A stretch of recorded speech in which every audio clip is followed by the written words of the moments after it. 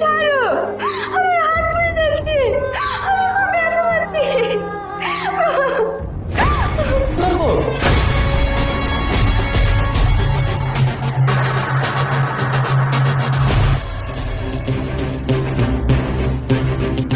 দাঁড়াও।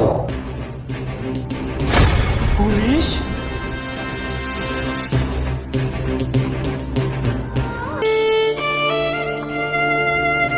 নাসরিন, নাসরিন!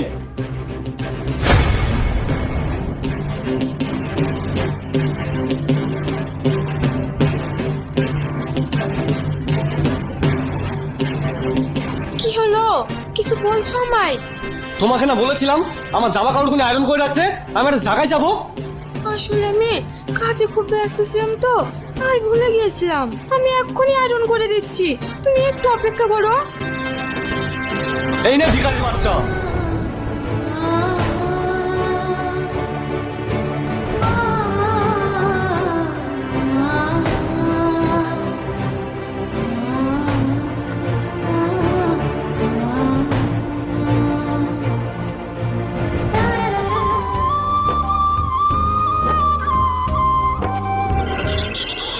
বৌমা, বৌমা, কোথায় গেলে?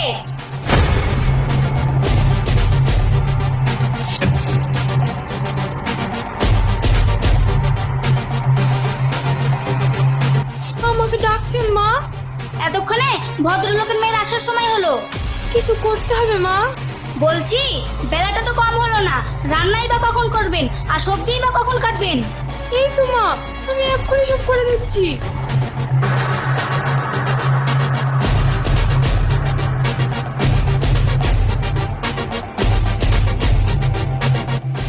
ফকিন্নির বাচ্চা, আমার এত ভালো মানুষ ছেলেটাকে বাগিয়ে বুগিয়ে 4 লক্ষ টাকা যৌতুক দেবে বলে বিয়ে দিয়ে এখনো পর্যন্ত তার একটা কানা করেও আমার দরজার মুখ দেখলো না। আমার ছেলের জীবনটাই শেষ করে দিল।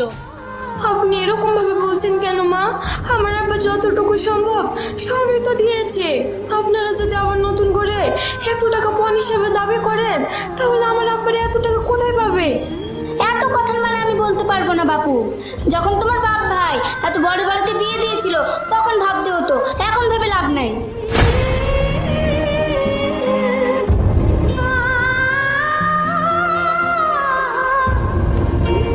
শুধু শুধু এত বেকার কথা শোনার কি দরকার বলো?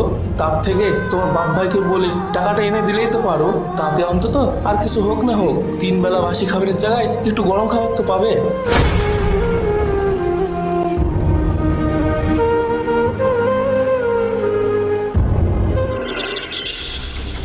নাসরিন, নাসরিন!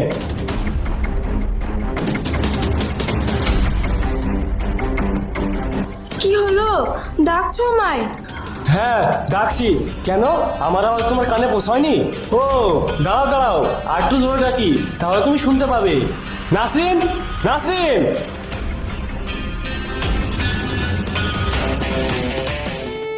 তুমি এরকম পাগলের মতো চিৎকার করছো কেন? চিৎকার করছি কেন? এটা কি? আসলে আমি জামাটা যখন আয়রন করছিলাম মা ডাকছিল তো, তাই বলে রেখে চলে এসেছি। তাই ভুলে গিয়েছিলে?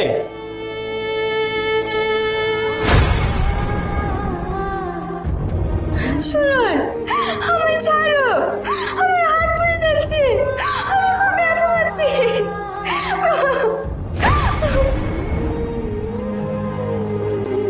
খুব ব্যথা পেয়েছো তাই না? আসলে আমি না বুঝতে পারিনি। তুমি মানুষ না অন্য কিছু? না, আমি মানুষ না, আমি জানোয়ার, বুঝলি? কেউ যদি জানতে চায় কিভাবে পুড়েছে বলবি ভুল করে জামা আয়রন করতে গিয়ে হাতের উপর ইস্ত্রি রেখেছিলাম, বুঝলি?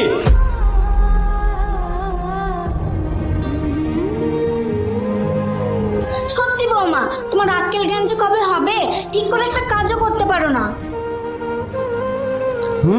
আক্কেল জ্ঞান জানোই তো মা, আক্কেল জ্ঞান ওদের ঠিকই আছে, না হলে কি ওর ওই বাপ ভাই মিলে এই ভিখারি বাচ্চাকে আমার গলায় ঝুলিয়ে যায়? যত সব।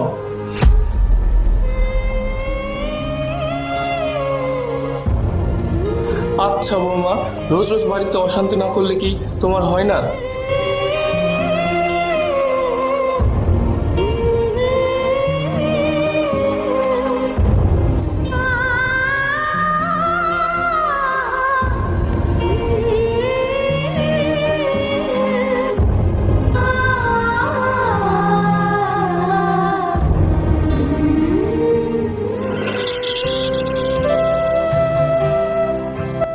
কিরে সুরজ, একা একা বসে কি করছিস? কি আর করবো বল, এই বসে আছি।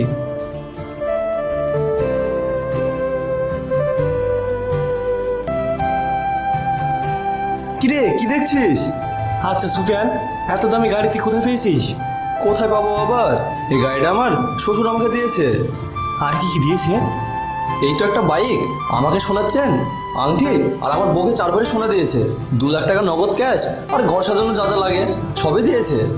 তোর কপালটা খুব ভালো রে। যা বলেছিস। ঠিক আছে তুই থাক, আমি তাহলে আসছি।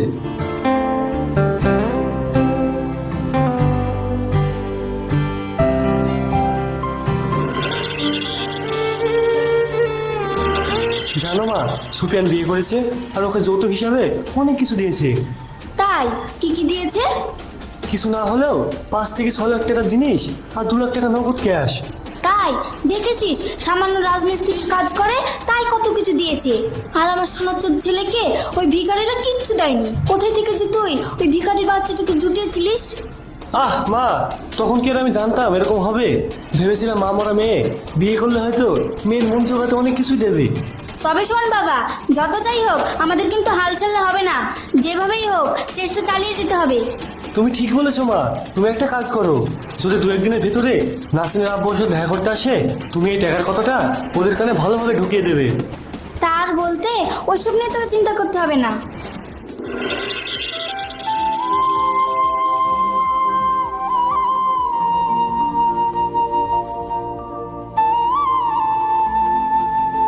কিরে নাসিম মা, হ্যালো, খুব তো বলেছিলেন বিয়ের আগে এটা দেবো ওটা দেবো, শেষমেশ ওই তো দিলেন, দিয়ে নিজের বোঝাটা আমাদের মাথায় চাপিয়ে দিলেন।